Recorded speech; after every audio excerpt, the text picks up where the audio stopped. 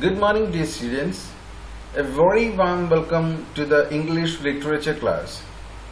Today we are going to continue with the same short story, unit number 4, Hearts and Hands by O. Henry, part 2. I hope that you might have gone through the previous part very well. And I think you might be remembering where we have stopped in the last class. At the end of the last class, we have seen Miss Fairchild introduced herself with Mr. Aston. They were already knowing each other, but Mr. Aston was never expecting her on the train. So, the conversation started by Miss Fairchild. So, when Mr. Aston found somebody in the train who is familiar with him, he got embarrassed. So he took out his arm and clasped Miss Fairchild's finger. So there we have stopped in the last class.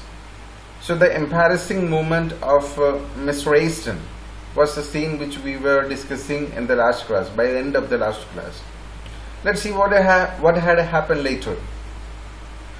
"It's Miss Fairchild," he said with a smile. "I'll ask you to excuse the other hand. It's otherwise engaged just at present." So when she asked Mr. Aston that whether he is familiar with her, do you remember what was the particular conversation told by Miss Fairchild? It was something like this. "Well, Mr. Aston, if you will make me speak first, I suppose I must. Don't you ever recognize old friends when you meet them in the West?" So this is what was the conversation started by Miss Fairchild. So when she introduced herself, or when she had taken the initiative to start the conversation, Mr. Aston came to know who is that lady. So that's why he is telling that it's Miss Fairchild. He said with a smile. So he recognized that lady. "I'll ask you to excuse the other hand." So with the left hand, actually he grabbed the fingers of Miss Fairchild. So that's why he is telling. So normally, according to their custom, it's not something fair that you are grabbing somebody's hand or you are shaking somebody's hand with the left hand. Even we don't have that system. So that's why he is telling that I'll ask you to excuse the other hand. It's otherwise engaged just at present. What was the engaged, or what was busy with the other hand? Right hand. Let's see what was that. He slightly raised his right hand, bounded at the wrist by the shining bracelet, to the left one of his companion. The glad look in the girl's eyes slowly changed to a bewildered horror. There is a new word for you, that is bewildered, which means confused, tensed or confused. So he already told that he just wanted to ask an excuse regarding the other hand, right hand. What would have happened? He slightly raised his right hand, bound at the wrist by the shining bracelet, to the left one of his companion. So we have already seen, when the train stopped at the Denver railway station, two people boarded the train to the particular compartment, who are the main characters of our story. One was Mr. Aston, and the other one, a very different looking person, glum-faced man. So the right hand of Mr. Aston is chained with the left hand of the other companion, or the person who is sitting next to Mr. Aston. He slightly raised his right hand, bounded at the wrist by the shining bracelet. What was the shining bracelet? I hope you might be remembering. Handcuff, an instrument used by the police people to fasten two hands together. So the right hand of Mr. Aston was fastened with the left one of his companion. Then what had happened with Miss Fairchild? The glad look in the girl's eyes slowly changed to a bewildered horror. So the entire facial expression, the emotions which were there on the face of Miss Fairchild was vanished, and it was looking something like a bewildered horror, a confused horror, a very different feeling on her face. So Mr. Aston has shown what was his other hand engaged with, and it was really shocking for Miss Fairchild. The glow faded from her cheeks.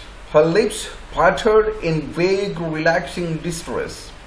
Aston, with a little laugh, as if assumed, was about to speak again when the other forestalled him. The glum-faced man had been watching the girl's countenance with veiled glances from his keen, shrewd eyes. Before we go to the paragraph, a few new words are there for you. First word, distress, feeling of worry. Second word, forestalled, acted before to prevent something. You can see that word in the fourth line of the paragraph. And again the next word, veiled glances, which means indirect looks. Sometimes we also follow the same, veiled glances, when we are not able to face, or when we are not ready to look at somebody's face directly, we will make indirect looks. So now let's see what is there in the paragraph. The glow faded from her cheeks. So when she has seen the bracelet on the hands of Mr. Aston, she got something embarrassed. She really got shocked. Her lips parted in a vague, relaxing distress. So the entire mood, the entire feelings on her face became something negative. She was not at all happy with the particular bracelet on the hands of Mr. Aston. So it was something like a very stressful or a very difficult situation where Miss Fairchild was not able to cope up with. Aston, with a little laugh, as if assumed, was about to speak again. So Aston was going to give further explanation. He was going to elaborate further about it. Maybe he was coming to lie something, or he was going to say the truth, when the other forestalled him. So Mr. Aston was going to explain it, but the other person interfered in the conversation. He forestalled it. Forestalled means acted before to prevent something. So he was knowing that Mr. Aston was going to say something. So before that, he interfered in the conversation and told something. And there was a reason behind it. The glum-faced man had been watching the girl's countenance with veiled glances from his keen, shrewd eyes. So the man, the co-passenger with Mr. Aston, he was watching the girl's countenance. He was just looking at the girl with veiled glances. Veiled glances means it's already given there. Indirect looks.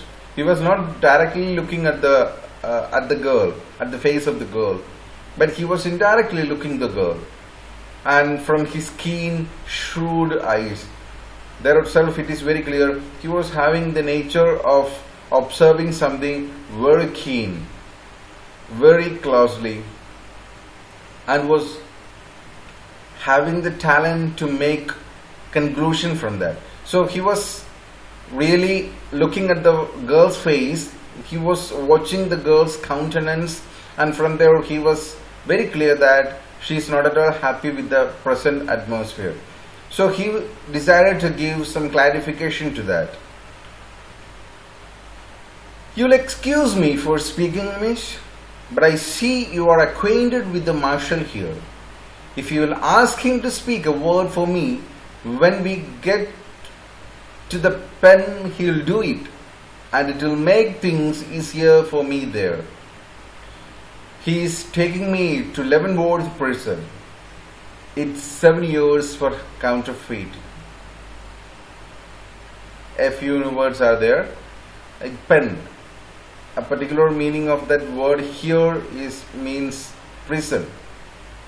It's not something like the instrument which we use to write something, but here pen means prison. Next word is counterfeiting, which means imitating something with intent to deceive. Deceive means to cheat something. So imitating something, copying something in order to cheat somebody. That's what is the meaning of the word counterfeiting. Now let's see what is being told by the co-passenger of Miss Rayston. You will excuse me for speaking, miss. So please do excuse me because I am talking in between you, or I am just interfering or disturbing your conversation. But I see you are acquainted with the marshal here. Acquainted means familiar with. So both of you are already friends. You are familiar with each other. So I see you are acquainted with the marshal here.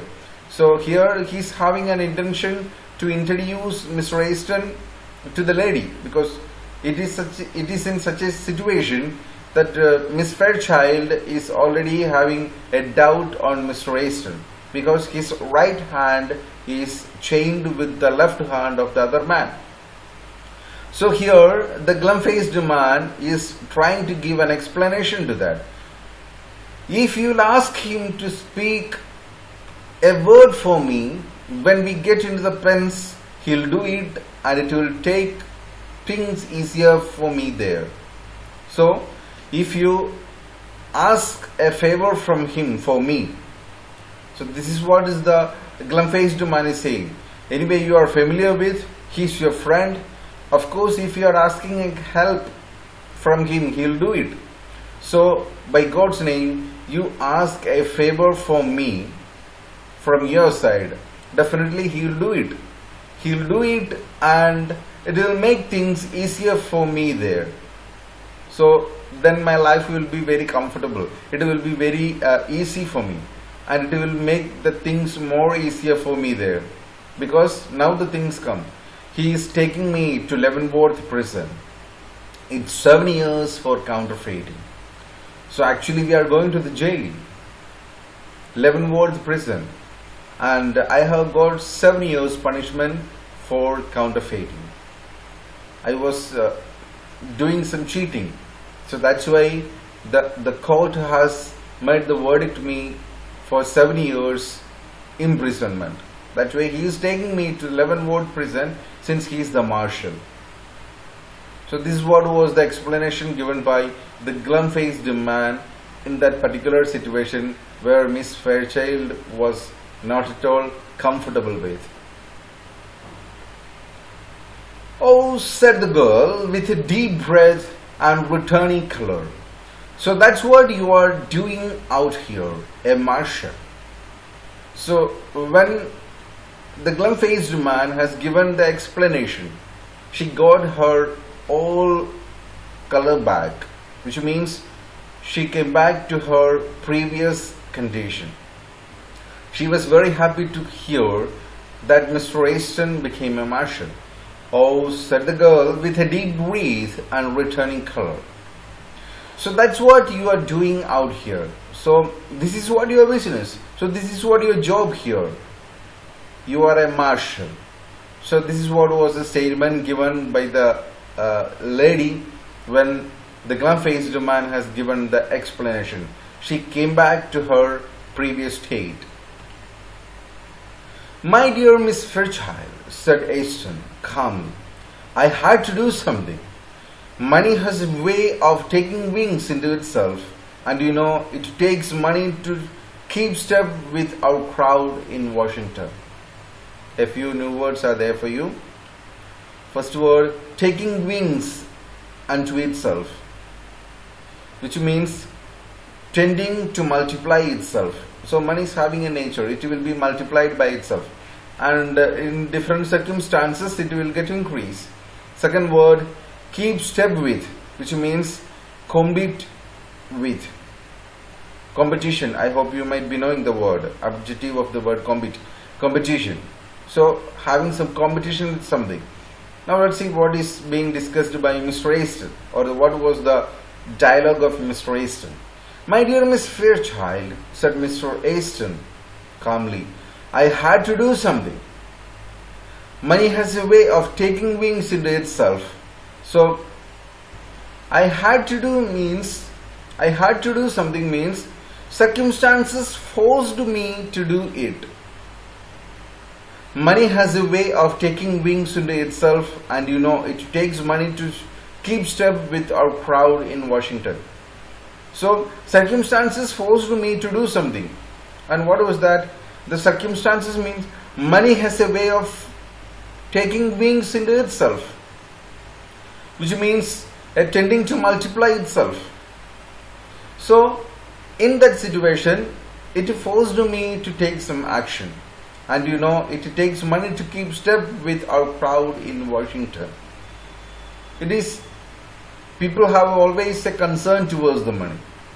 And you know the concept of the people of Washington regarding the money. "I saw this opening in the West, and a mastership is in quite as high a position as that of ambassador, but..."